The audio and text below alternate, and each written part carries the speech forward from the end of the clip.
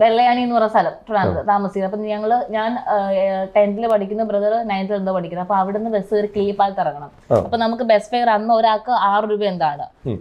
അപ്പം സൂപ്പർ ഫാസ്റ്റിന് എന്തോ 7 രൂപ എന്താണ്. അപ്പം ഈ 2 രൂപയുടെ വ്യത്യാസത്തില് ബസ്സിൽ കയറി ഞാനും ബ്രദറും കൂടെ. അപ്പൊ ഈ കറക്റ്റ് 6 6 12 രൂപയാണ് നമ്മൾ നമ്മുടെ തന്നിട്ടുള്ളത്. അപ്പൊ ബസ് കയറിയിട്ടപ്പം 7 രൂപ. വേറെ വണ്ടി മാറിയാ കയറിയത്. അപ്പൊ അതിലൊരാൾക്ക് 7 രൂപയാണ്. അപ്പൊ ബാക്കി 2 രൂപ എടുക്കാനില്ല. എന്ത് ചെയ്യും? അപ്പൊ കണ്ടക്ടർ പറഞ്ഞു 12 അല്ല 14 പറഞ്ഞു. അപ്പൊ ഞങ്ങൾ പറഞ്ഞു ഞങ്ങളുടെ കയ്യിൽ ഇല്ലാന്ന് പറഞ്ഞു. ഇല്ലാന്നുണ്ടെങ്കിൽ അടുത്ത സ്റ്റോപ്പിൽ ഇറങ്ങണോന്ന് പറഞ്ഞു. പിന്നെ എന്ത് ചെയ്യാൻ? പിന്നെ അടുത്തൊരാള് ഒരു ചേച്ചി നമ്മളെ 2 രൂപ എന്ന് പറഞ്ഞു തന്നു.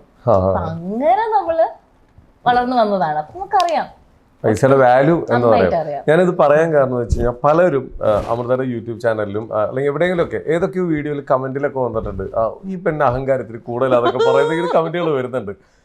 ഞാൻ പറഞ്ഞത് ലൈഫിൽ ഒരുപാട് അനുഭവങ്ങളുണ്ട്, അനുഭവിച്ചു വന്നേക്കുന്ന ഒരാളാണ്, പൈസയുടെ വാല്യൂ എന്താണെന്ന് വ്യക്തമായിട്ട് അറിയാവുന്ന ഒരാളാണ്.